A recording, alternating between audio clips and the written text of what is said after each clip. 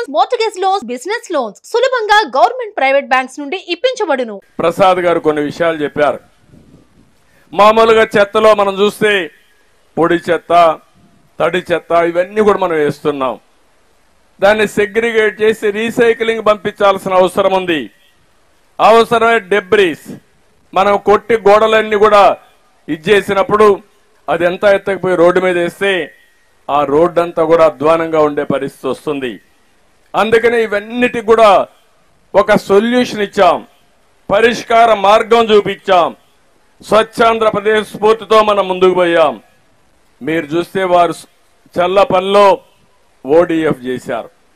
రాష్ట్రం మొత్తం మీరు చూస్తే 2,43,612 వ్యక్తిగత మరుగుదొడ్లు కట్టి 8,124 కమ్యూనిటీ టాయిలెట్లు కట్టి, టాయిలెట్లు కూడా చాలా నీట్ గా కట్టి, అవసరమైతే ఒక 4-5 రూపాయల టికెట్ కూడా పెట్టి మిస్యూజ్ చేయకుండా ఎక్కడికక్కడ టాయిలెట్స్ అన్ని నిర్మాణం చేసి 110 మున్సిపాలిటీలో రాష్ట్రాన్ని ఓడిఎఫ్ రాష్ట్రంగా చేసిన ప్రభుత్వం తెలుగుదేశం ప్రభుత్వం ఆ రోజుల్లోనే.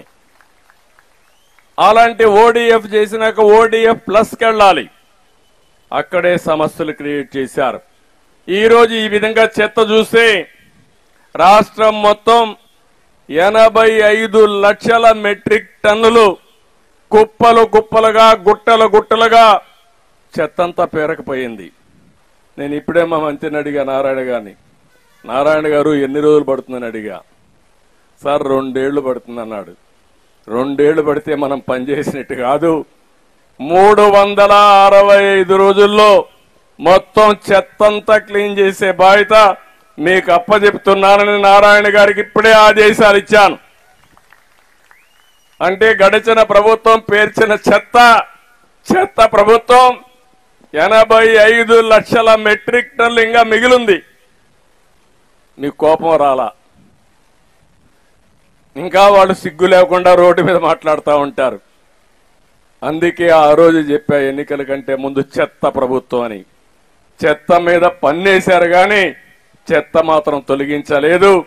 ఇంకా ఒక మాట చెప్పాలంటే ఎంత చెత్త ప్రభుత్వం అంటే, చెత్త తొలగించకుండా చెత్త మీద పన్నేసి కావాలని ఆ చెత్త తీసుకొచ్చి మన షాపుల ముందు వేసే పరిస్థితికి వచ్చారు. అందుకే నేను ఒక మాట చెప్పాను, చెత్త మీద ప్రభుత్వం వేయడం కరెక్ట్ కాదు. అందుకే ఈ రోజు అనౌన్స్ చేస్తున్నా, ఎక్కడ కూడా చెత్త మీద పన్నేయడానికి వీలు లేదు, రద్దు చేస్తున్నాం.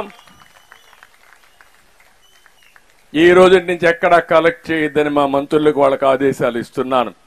నెక్స్ట్ కేబినెట్ లో పెట్టి అది కూడా ఆర్డర్స్ కూడా ఇష్యూ చేస్తాం. ఎక్కడ ఇది కలెక్ట్ చేయమని చెప్పి కూడా నేను మీకు తెలియజేస్తున్నా. గ్రామీణ ప్రాంతాల్లో 41,50,000 మరుగుదొడ్లు కట్టాం. 2018లో ఓడిఎఫ్ గా రాష్ట్రాన్ని ప్రకటించాం. వేస్ట్ కాంపోస్ట్ ప్లాంట్లు కానీ, బయో కంప్రెస్డ్ నేచురల్ గ్యాస్ ప్లాంట్లు కానీ, వేస్ట్ ఎనర్జీ ప్లాంట్స్ కూడా పెట్టి పెద్ద ఎత్తున ముందుకు పోయాం. గ్రామ పంచాయతీల్లో 9,838 సాలిడ్ వేస్ట్ ప్రాసెసింగ్ సెంటర్లు ఏర్పాటు చేస్తే నాకైతే ఎంత కోపం వస్తుందంటే, వైఎస్ఆర్ కాంగ్రెస్ పార్టీ చెత్తంతా తీసిపోవడం అనేసి ఆ షెడ్లకి సొంత కలర్లు వేసుకున్నారు. నేను ఆ రోజు చెప్పా, ఆ కలర్లు వేసుకునింది ఆ ఇటుకేసారు కానీ మీ ముఖానికి వేయాలి, ముఖానికి వేసి ఊరంతా తిప్పితే మీకు బుద్ధి వస్తుందని ఆ రోజు చెప్పా. కనీసం ఆ షెడ్లన్నీ ఆపేశారు. ఒక ఉదాత్తమైన పర్పస్ కోసం పెట్టాం. గవర్నమెంట్ ఆఫ్ ఇండియా డబ్బులు ఇస్తా ఉంది. ఆ రోజు మేము ఇచ్చిన రికమెండేషన్ల పైన గవర్నమెంట్ ఆఫ్ ఇండియా డబ్బులు ఇచ్చే పరిస్థితి వస్తే అది కూడా వీళ్ళు ఇష్ట ప్రకారం చేశారు.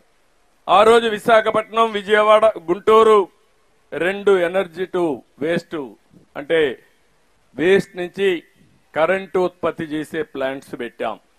అవి 2 మాత్రం పనిచేస్తున్నాయి. కడవన్నీ విధ్వంసం చేశారు కానీ ఈ 2 వాళ్ళ విధ్వంసాన్ని తట్టుకొని నిలబడుకున్నాయి. ఆ 2 పనిచేస్తున్నాయి. ఇప్పుడు మా మంత్రిని అడిగాను, భవిష్యత్తులో చెత్త రోడ్డు మీద ఉండడానికి వీలు లేదు, అవసరమైతే ఎన్ని ప్లాంట్లు పెట్టాలి, ఎంత ఖర్చు అవుతుంది? మామూలుగా చెత్త నుంచి కరెంటు తీయాలంటే కొంచెం ఖర్చు ఎక్కువ అవుతుంది. ఆ రోజుట్లోనే ఒక యూనిట్కి 7 రూపాయలు 8 రూపాయలు ఇచ్చాం, కొన్ని 9 రూపాయలు కూడా ఇచ్చాం. అవసరమైతే ₹1 ఎక్కువైనా పర్వాలేదు, ఒక 50 మెగావాట్లు అవుతుంది. దీనివల్ల ఆరోగ్యం బాగుంటుంది, ఇమీడియట్ గా చేయమని కూడా వారికి ఆదేశాలు ఇచ్చాను. ఈరోజు మనందరం కూడా ప్రతి ఒక్కరూ స్వచ్ఛ సేవకులు కావాలి. స్వచ్ఛ భారత్ మన లక్ష్యం అయితే స్వచ్ఛ ఆంధ్రప్రదేశ్ ధ్యేయంగా మీరందరూ ముందుకు పోవాల్సిన అవసరం ఉంది. ఈరోజు జాతి పిత పుట్టినరోజు అక్టోబర్ 2వ తారీఖు. ఈరోజు మనందరం కూడా ఒక సంకల్పం చేయాలి. 2029కి ఆంధ్రప్రదేశ్ రాష్ట్రం స్వచ్ఛ ఆంధ్రప్రదేశ్ గా తయారు కావాలి. ఇది మనందరి ఆశయంగా తయారు చేసుకోవాలి. దీంట్లో రాజీ లేదు. సుమన్ టీవీలో మీ పర్సనల్ అండ్ బిజినెస్ ప్రమోషన్స్ కోసం కింది నెంబర్కి కాంటాక్ట్ చేయండి.